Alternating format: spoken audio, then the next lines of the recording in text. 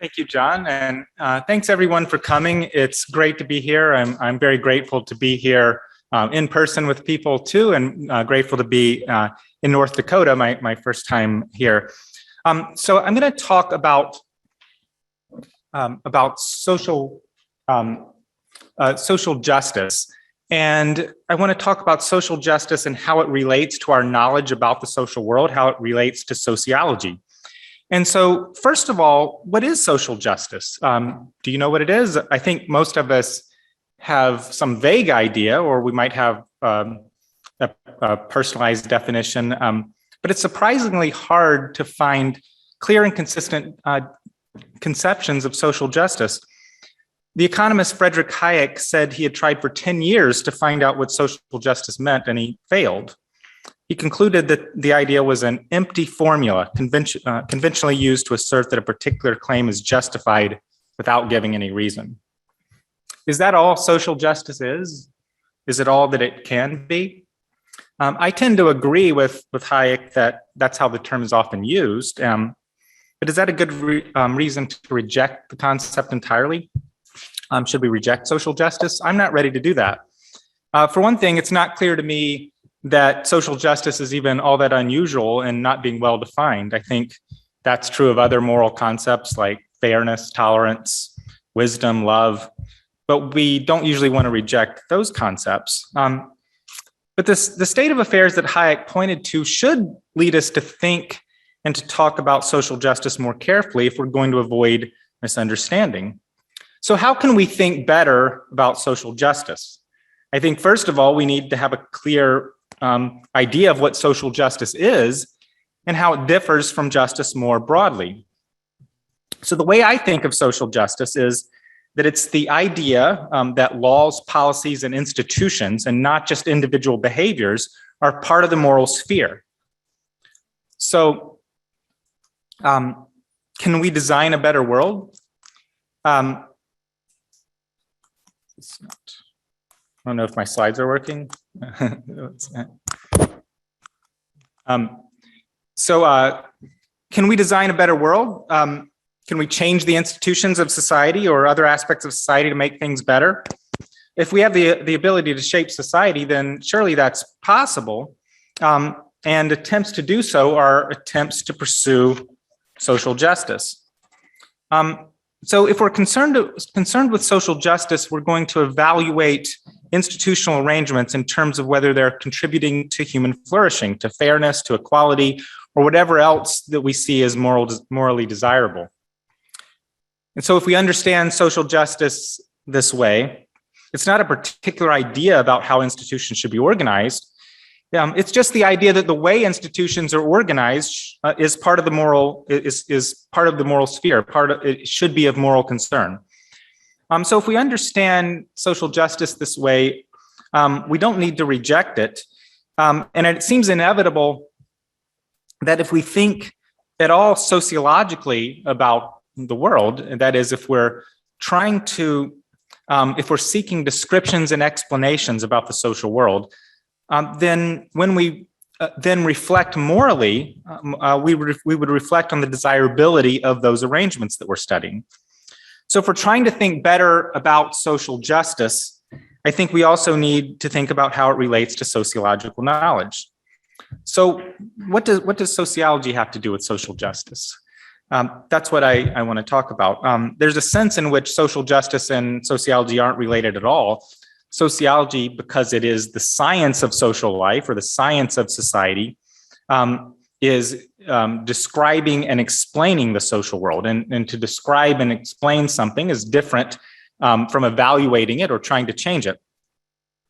What is different from what ought to be.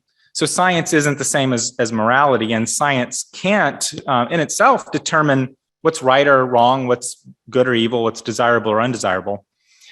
But sociology can still be relevant to moral debates. It can't decide between clashing values, but it can sometimes clear up matters of fact. And it can point us to what's possible, to whether and how we can act on our value commitments.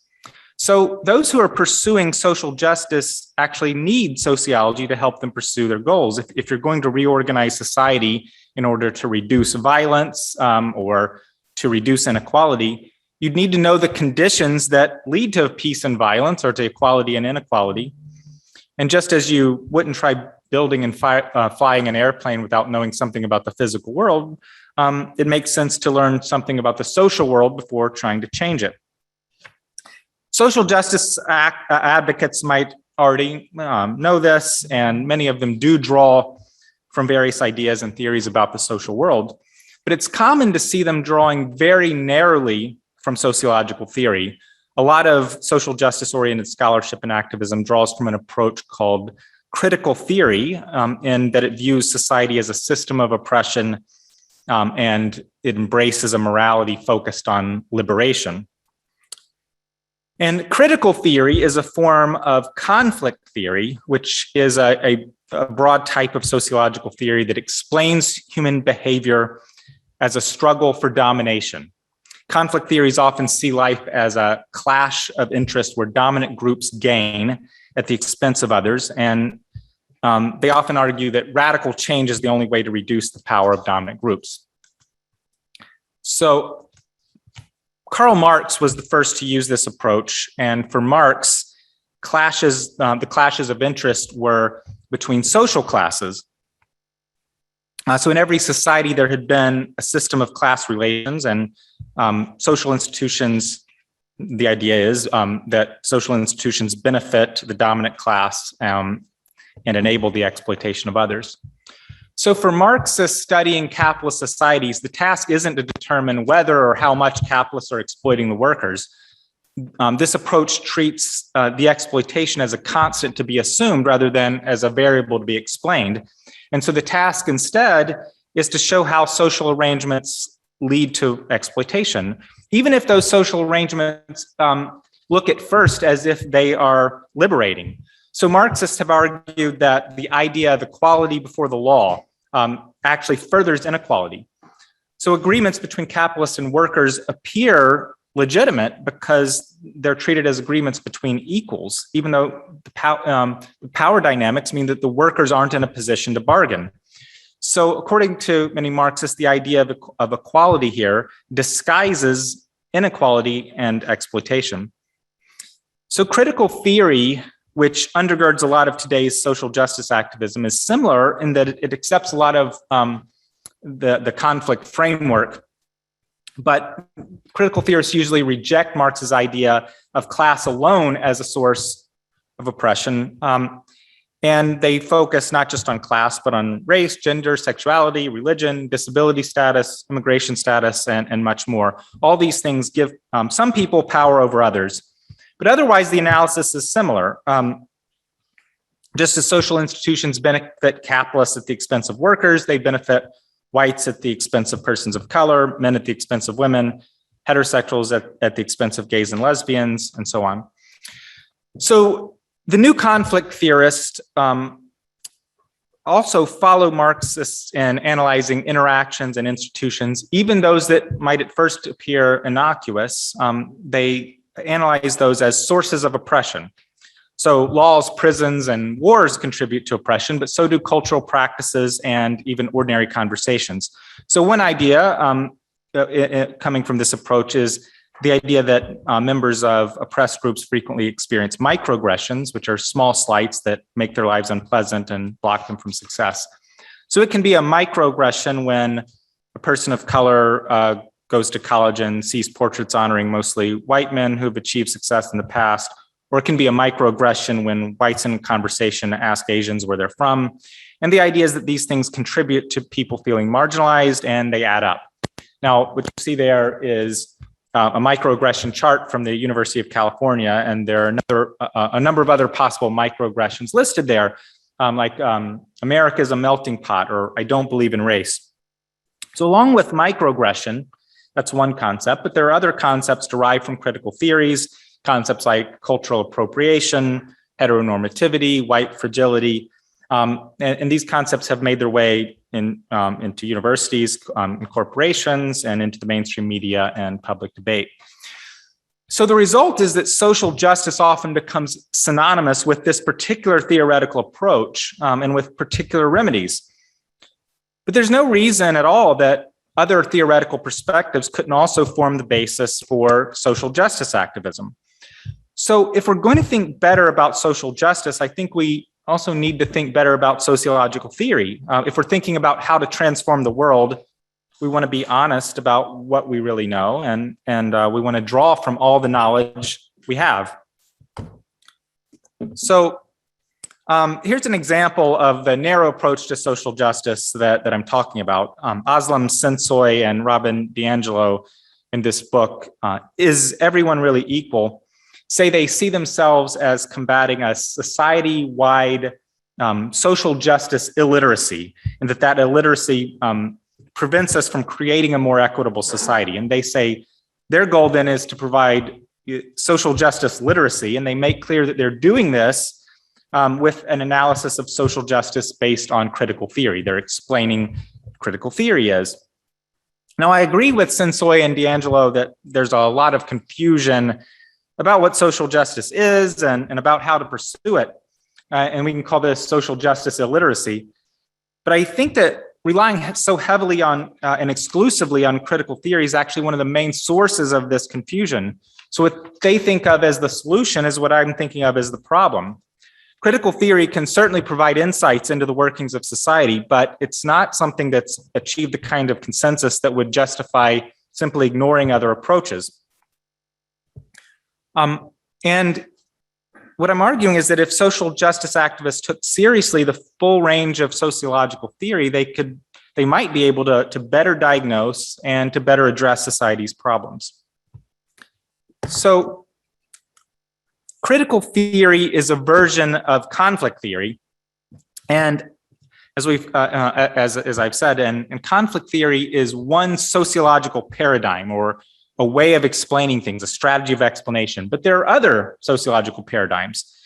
You might not be familiar with the idea of paradigms, but the philosopher Thomas Kuhn said that scientific revolutions were rare events in the history of science where one dominant paradigm replaces another. And the paradigm is the entire constellation of beliefs, values, and techniques shared by members of the scientific community. So you have these periods where one paradigm replaces another. And that's a scientific revolution, but more relevant to the understanding contemporary sociology is Kuhn's discussion of what he calls pre-paradigmatic science. So there was a time when there was no dominant paradigm in certain fields, and he calls it pre-paradigmatic science. We might think of it as multi-paradigmatic, a multi-paradigmatic period, because there are several paradigms, several competing strategies of explanation. And that's the current state of sociology. In sociology, there's no dominant way of explaining things, no dominant theoretical strategy. To see this, you can turn to, you can turn to just about any book summarizing the state of sociological theory. So they'll talk about 4 sociological traditions, or they'll talk about metaphors of society, or the textbooks in the field. I have a couple up there. Will have chapters dealing with different theories, and they'll have typologies of different explanatory strategies, different types of theory. So I'm using a typology of sociological paradigms that was developed by the sociologist Donald Black, and I think this is an especially clear one, but it's similar to many of the other typologies, and wherever you look, you'll see this idea that there's a multiplicity of perspectives in sociology. And so I'm going to talk about some of the most widely used paradigms in sociology, and I want to talk about how each of them can give us new ways of thinking about social justice. So the first type of theory that Black identifies is what's called motivational theory. And motivational theory explains human behavior with the impact of social forces. So the idea is that institutions and interactions affect the minds of individuals and motivate them to engage in various behaviors. And that might be altruism, violence, religion, or any other behavior. So the idea is that society shapes the individual. The task for reformers drawing from this approach then would be to discover how they could alter social environments to reduce motivations toward behavior they see as undesirable and increase the motivations toward behaviors they see as desirable, to decrease vice and increase virtue. So this could mean educational reform, it could mean changes in foster care, or it could mean other efforts to better socialize children, or it could mean communitarian policies that seek to promote the kinds of social ties that encourage pro-social behavior. And it can even mean more fundamental social change.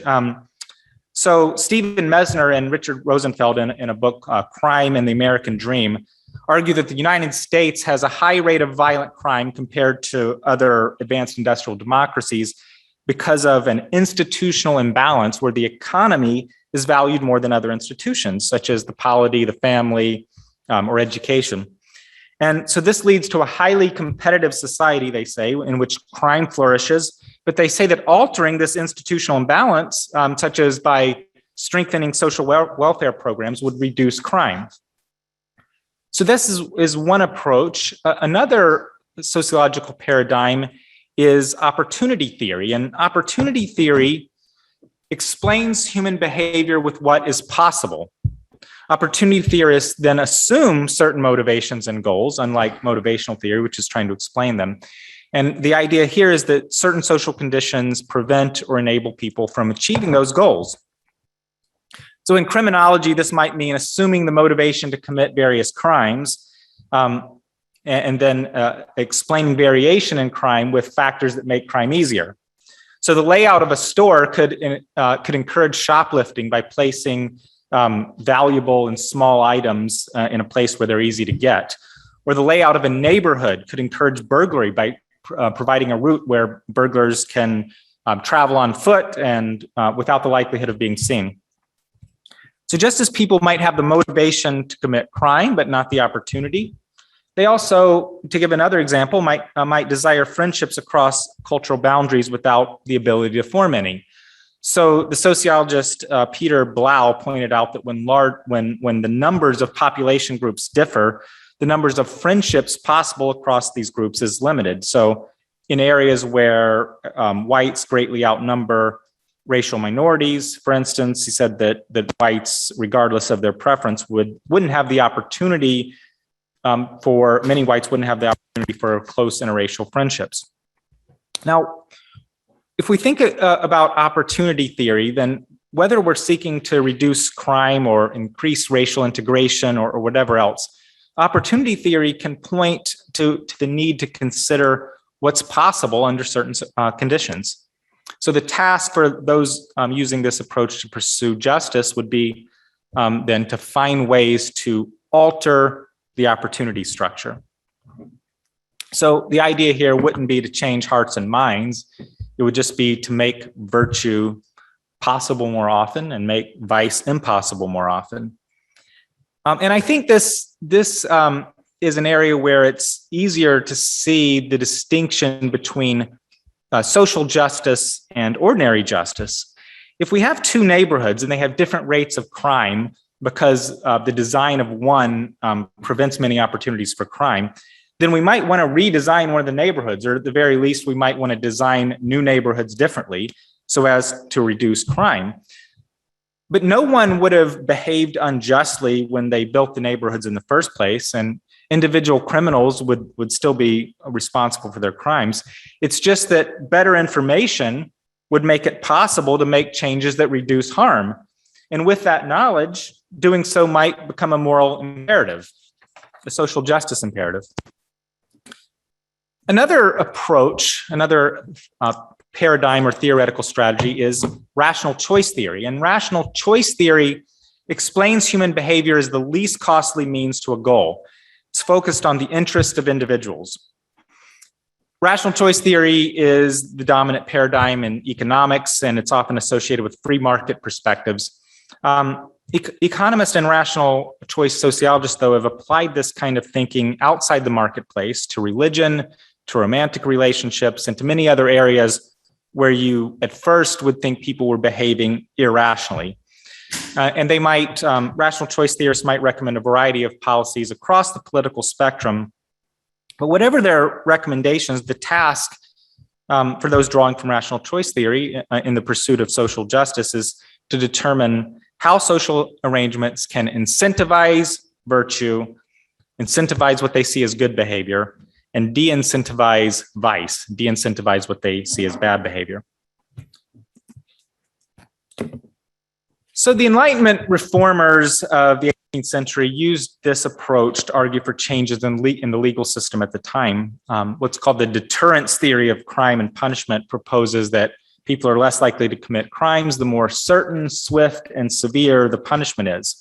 And so the idea is that punishment makes crime costly, but since the punishment just needs to outweigh the benefits of the crime, and since there are factors other than severity like certainty and swiftness, the reformers argued for reducing the harsh penalties in effect at the time.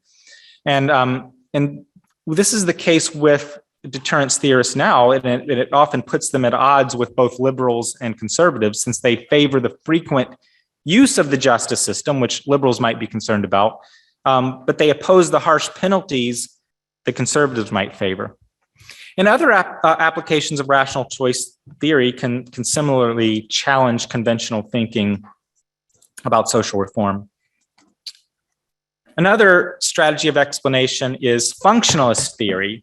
And functionalist theory explains human behavior with its contributions to the needs of a group. So functionalists see society as similar to an organism, with each part contributing to the whole, just as in your body, your lungs and your heart and your central nervous system all contribute something. And more than other approaches, functionalist theory is often associated with conservative politics, given that conservatives tend to be more concerned about social order and suspicious of radical change. Functionalist analysis often points to conditions leading to social solidarity, stability, and harmonious relationships, so an interdependent society. Liberals and radicals might question whether conservatives who are concerned with preserving social institutions or strengthening them for the common good, or whether they're pursuing social justice at all. But many conservatives accept the idea that society is to some extent malleable, and the design of social institutions should be of moral concern. And to the extent that they're resisting change, they may simply be more cautious than others because of the harm and injustice they think that weakening social institutions will cause. Conservatives tend to value solidarity over diversity, equality, and other things valued more by liberals. And perhaps they're wrong. Perhaps they're wrong about the trade-offs. But functionalist analysis might even be able to help people on the left to more effectively change society toward the ends they value. However you alter social institutions, when you're finished, you still face the problem of preserving them, of preserving the new order that you've created. The last theoretical perspective that I'm going to talk about is phenomenological theory. And phenomenological theory explains human behavior with the subjective experience of a person. And so the framework is focusing on consciousness or human subjectivity. And phenomenologists often see people as creators of their own social worlds. And they sometimes see the free will of human beings as undermining more deterministic explanations. And so sometimes they're more interested in describing and explaining what it's like to experience something rather than explaining the phenomenon itself. Some phenomenologists do try to explain human behavior, though, but those explanations are usually less deterministic than others we might see. So the criminologist Jack Katz sees the typical case of homicide as what he calls a righteous slaughter, where one person gets angry at another and kills the other person on the spot. And the killers, from the standpoint of the killer here, they're responding to insults, to adultery, to something they see as wrong, and something that's humiliated them. And they see themselves as meting out justice to wrongdoers. And so it's this experience of moralism, anger, and humiliation that leads to the killing. Phenomenologists don't see these experiences as the result of socialization or some other social force. They see it as the result of internal forces, of subjective experience. So we might not be able to use phenomenological theory to change people or their behaviors, but the idea is often that it will help us, it still helps us understand people better. So phenomenologists may see their work as advancing social justice in that it gives dignity to their subjects. Their work treats people as having agency and interprets the meaning of their behavior. Phenomenological theory, then, to the extent that it's accurately portraying the perspectives of its subjects, holds the promise of increased understanding and empathy.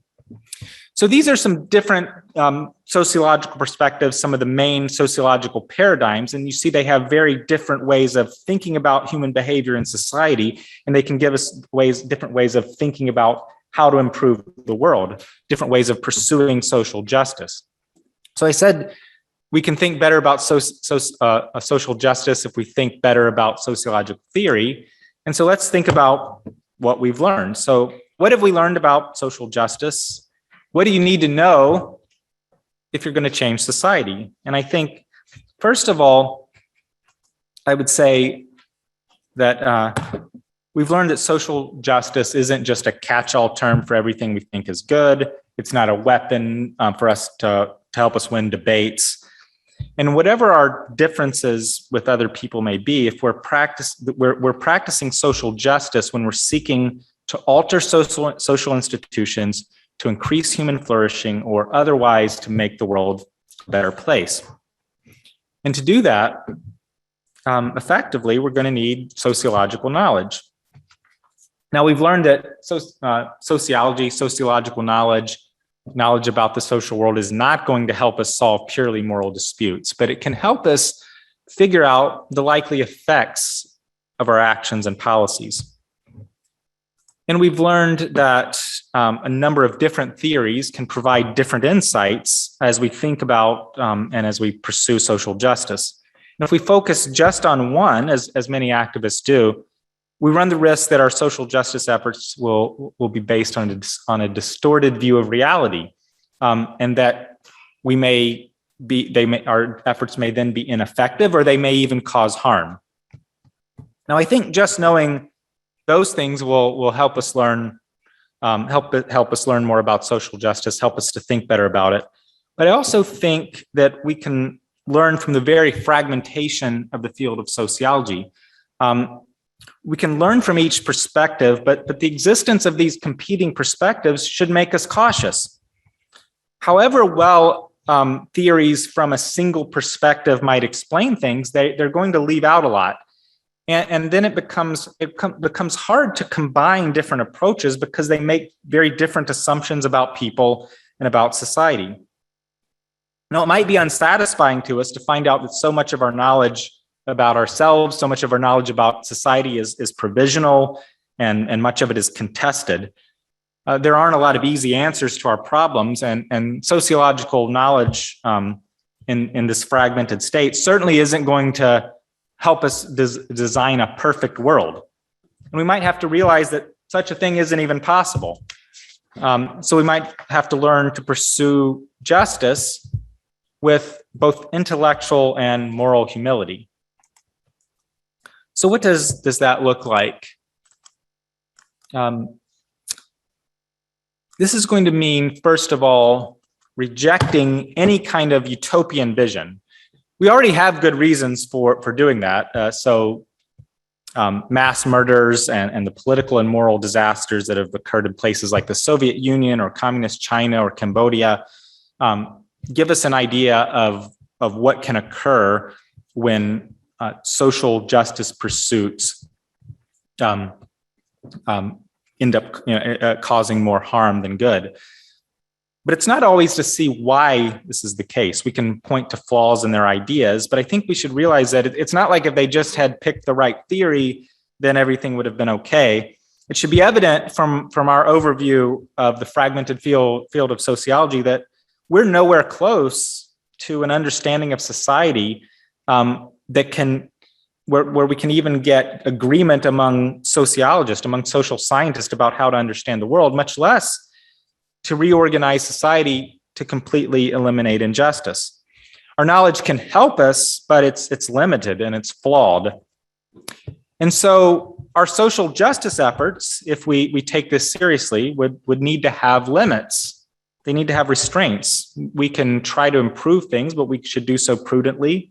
We should expect disagreement. We should try to learn from those who disagree with us. We should question our own knowledge. We should check to see what effects our policies are having, and we should be prepared to make changes. So a non-utopian social justice would recognize that there are always trade-offs, knowledge is always imperfect, and that no perfect society is possible.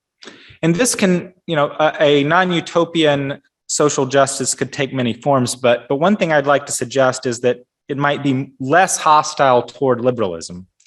And I mean liberalism not in the sense of liberals versus conservatives in the contemporary political debates in the United States, but liberalism in a broad sense, like in liberal democracy, liberalism in the sense of protecting individual rights, and liberalism in the sense of placing limits on government. We currently see attacks on liberalism in this sense from both the right and the left, but current social justice activism from the left, rooted in conflict theory and critical theory, is often hostile to liberalism because of the constraints it places on the pursuit of perfection. Things like free speech, due process, and equality before the law constrain our actions. But if we recognize the fallibility of our knowledge, and especially the fallibility of our knowledge about the social world, we might conclude that many of these liberal precepts can act as safeguards that actually allow for more effective reform, that allows to pursue social justice without catastrophe. They protect dissent, they protect pluralism, and we might find this unsatisfying, but it may be that this is the best we can do. So if we're serious about social justice, if we're looking to make the world a better place, we would do well, I think, to cultivate moral humility in ourselves and in our social justice pursuits. Thank you, and happy to answer any questions you might have.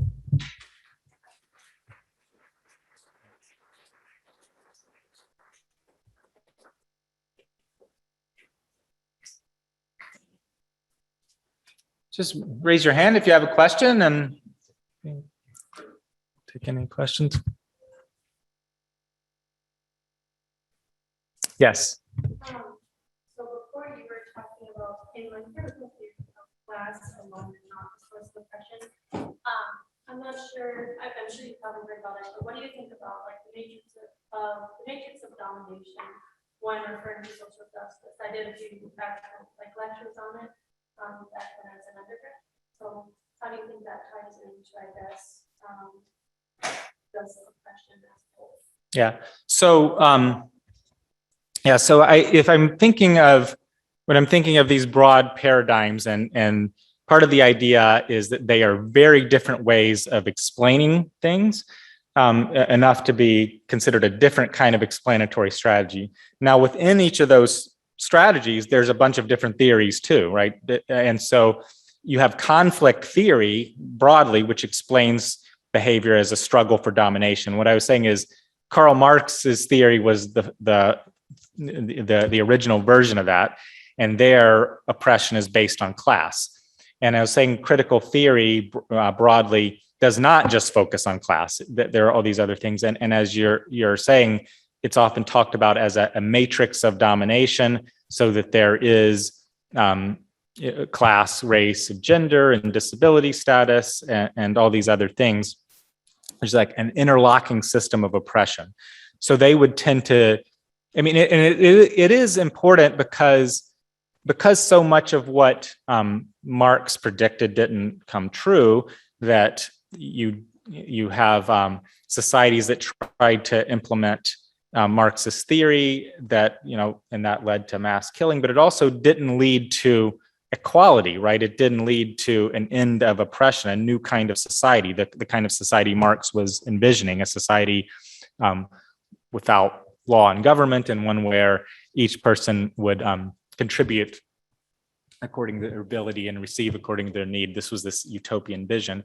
And so then the idea is, well, why didn't that happen? And so critical theory, I think, then in recognizing these other systems, other kinds of oppression, does account for that. You can see you wouldn't necessarily expect that abolishing class, abolishing private ownership of the means of production would make these kinds of drastic changes in and of itself, because there are all these other sources of oppression. And I think that's actually a valuable insight. I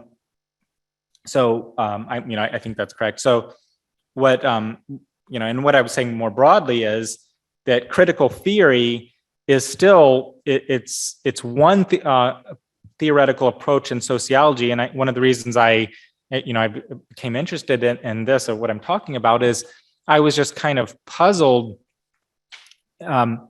It's not that there were always people doing critical theory, but it is not the dominant perspective in sociology. There are these other kinds of theories.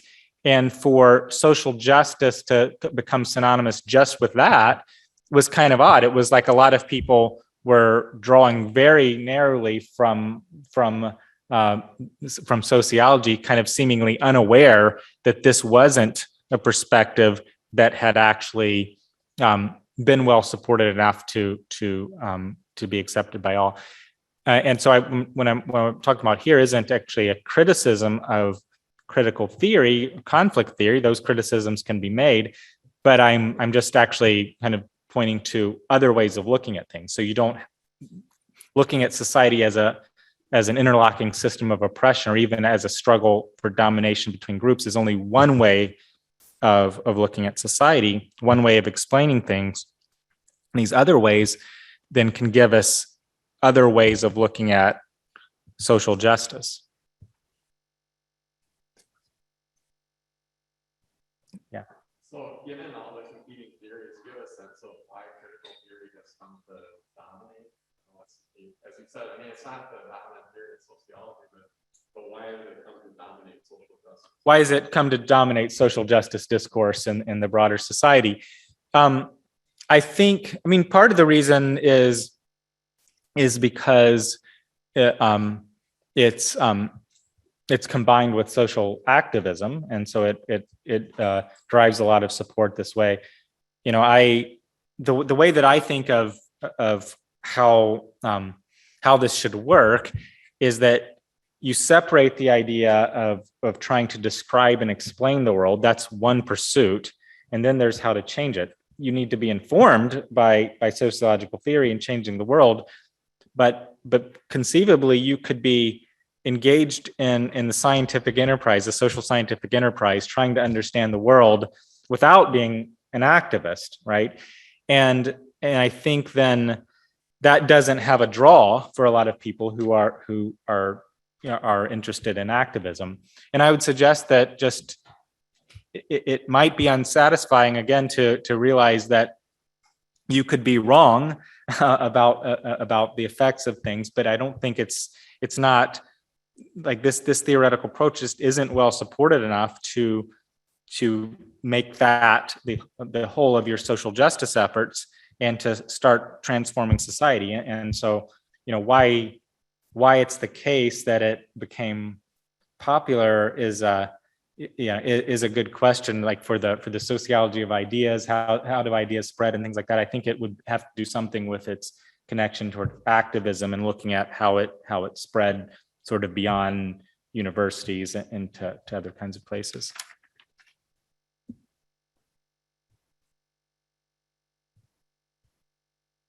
Yeah, Clay. John's question. And maybe you don't know that, it's a tough question, but do you have a sense of, I know some academics in sociology and other fields describe themselves as activist scholars. Mm-hmm. You've heard this term. But do you have a sense of, in your field, is there tension between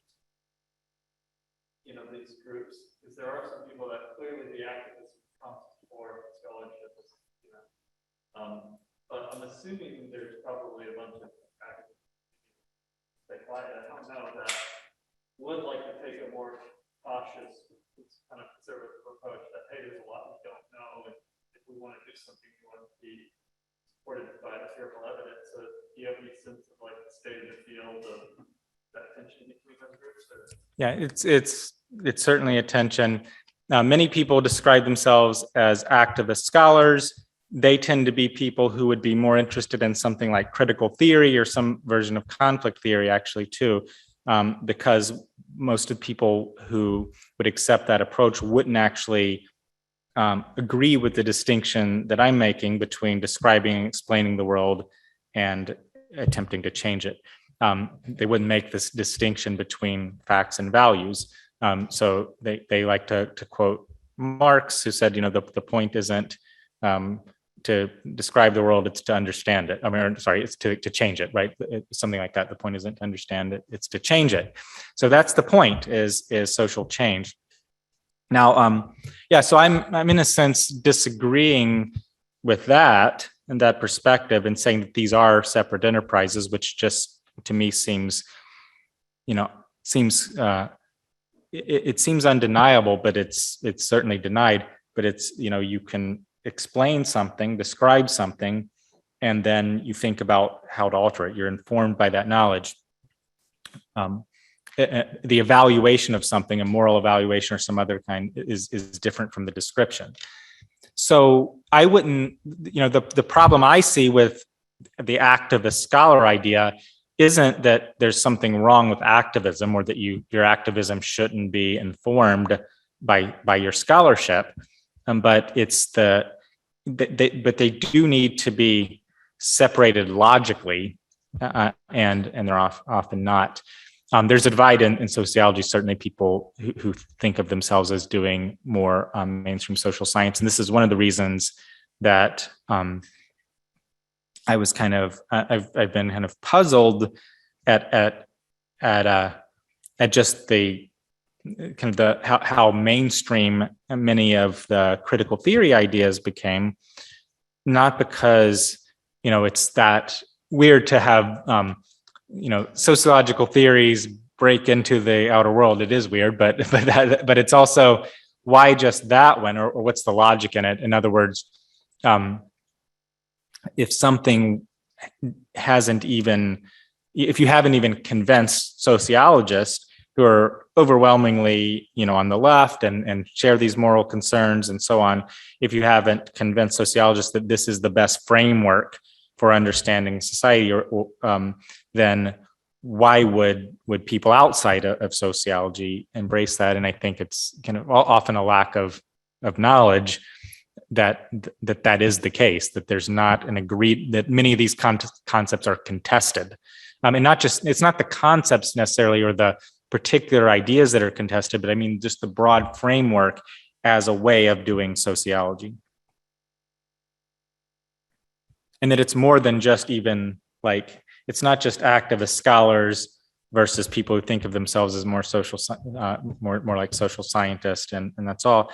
It's all these different perspectives that I talked about. I mean, sometimes there may be the divide like you're talking about, but it's even more of a division than that, and it's kind of sort of a cacophony of different voices. It's very, like I said, very fragmented.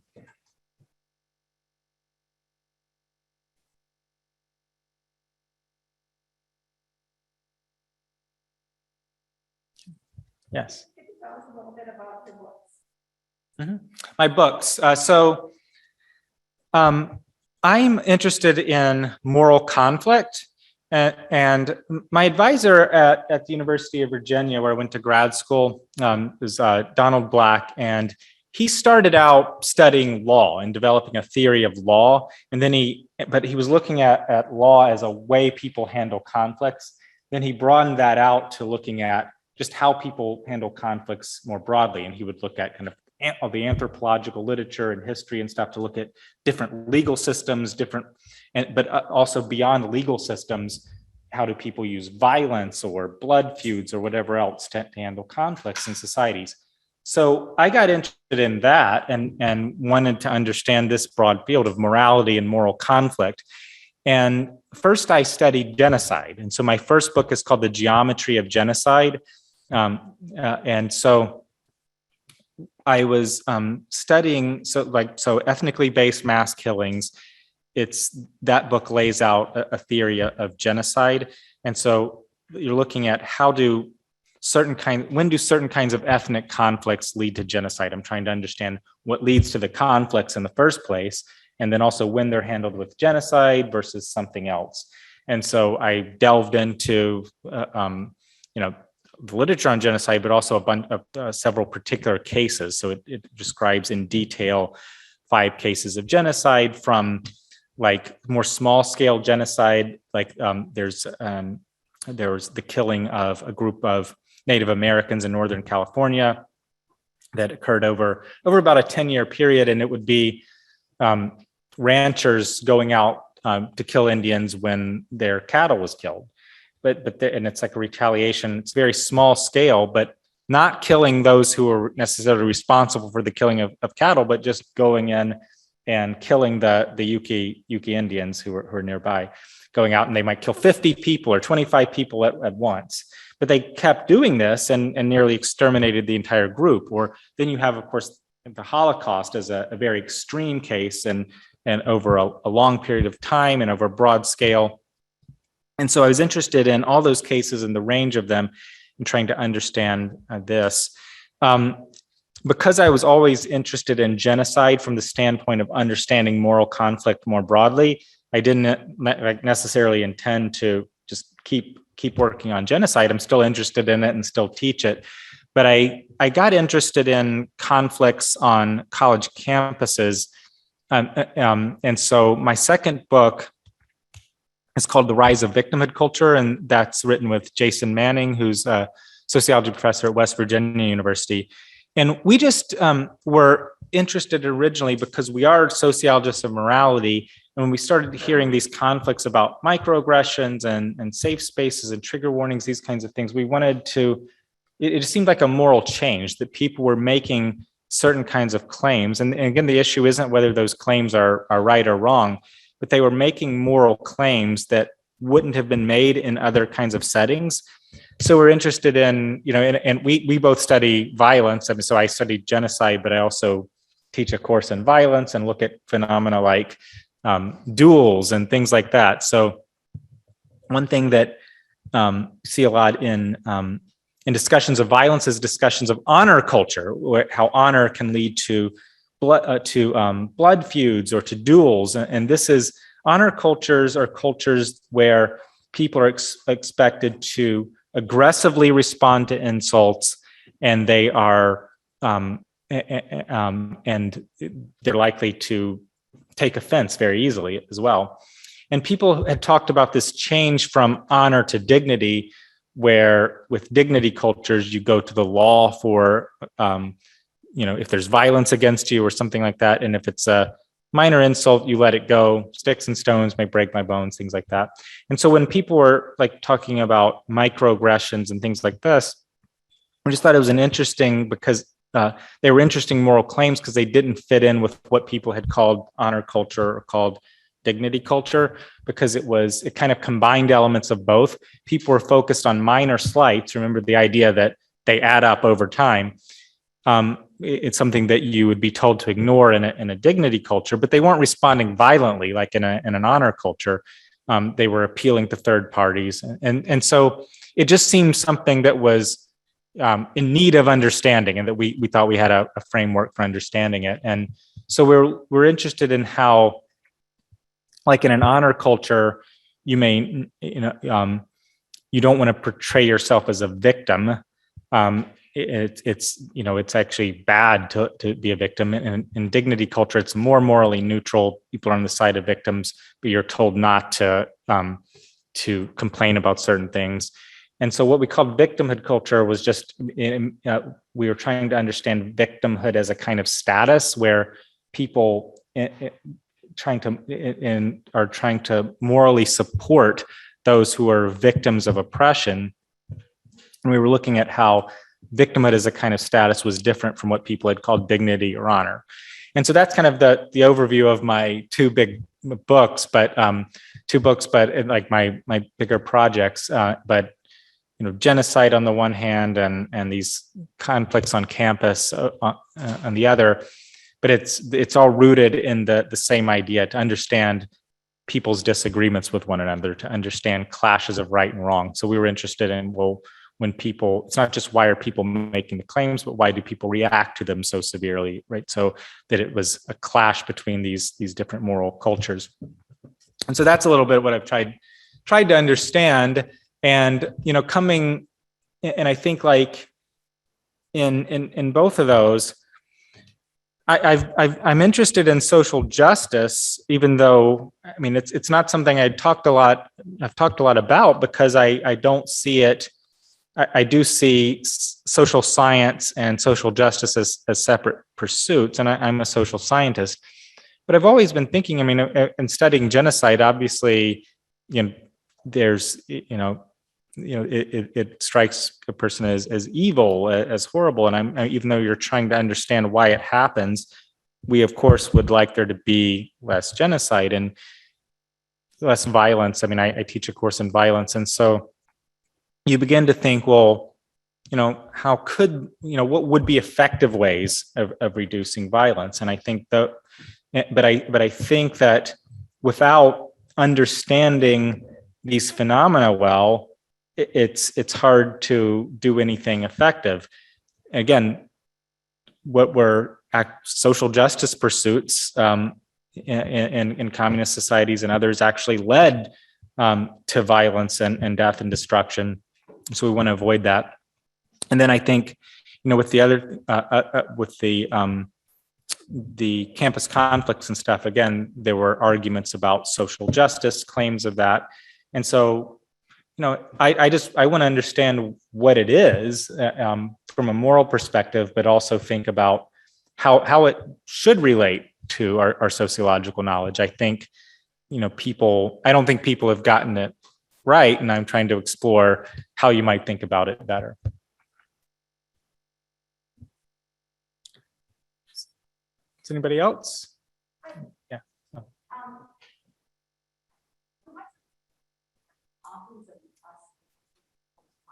Right? So we gave the example for opportunity, different kinds of neighborhoods, having different opportunities,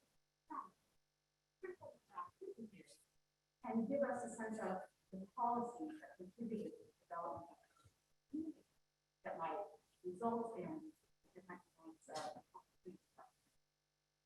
I'm trying to connect policies and have different frameworks that you presented. I'm familiar with all of them. How those might translate to an action oriented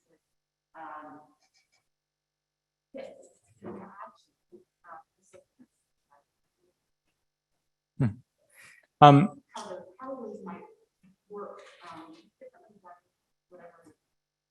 I think so just in terms of opportunity theory, for example, I think even if you're committed more to one of the perspectives, and I mean, some of them just clash more than the others, right? I think that a rational choice perspective is very different from a conflict perspective and a functionalist perspective. Like they're just hard to reconcile in any way.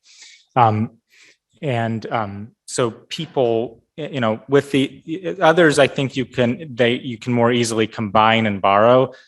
Motivational and opportunity theory can work well because you can say, well, this explains the motivation, this explains the opportunity. You just like, you know, the motive and the opportunity separately.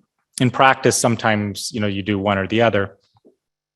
So I think like if someone's committed to a critical theory perspective, they could still draw from some of the others, at least. Like I think even at certainly like as you're talking about with opportunity, but I do think it's different because the design, I mean, there can be examples where the opportunity structure is what it is because of the inequality, the domination between groups.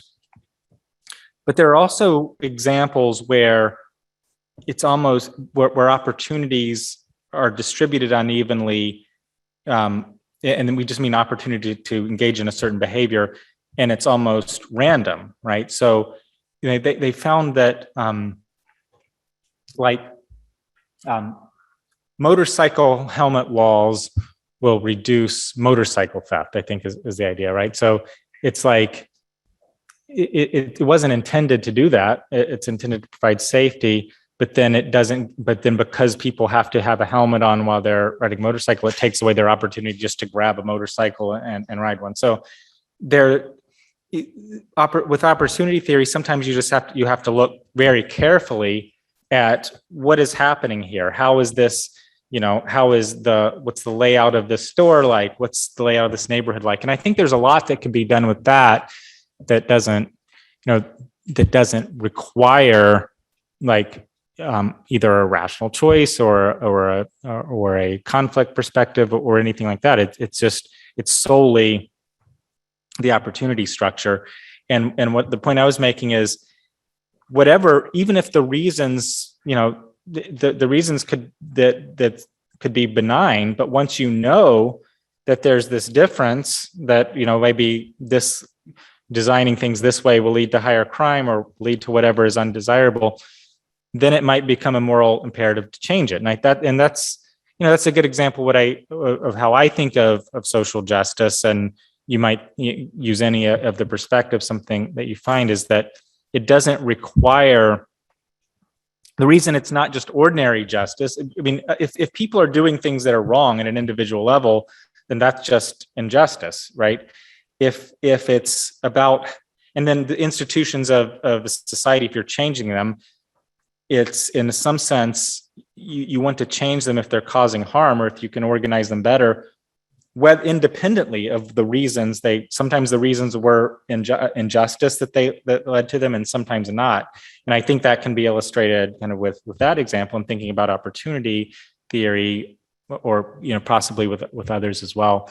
But I don't know if I answered completely, but I just don't think that that the theories can't always be reconciled and combined in ways, but I think sometimes they can. And that, again, even if somebody's more committed to one perspective rather than the other, I think they can still benefit from looking at others. Okay, so thanks again. Thank you. Dr. Bradley Campbell, and so please give him another round of applause. Thanks.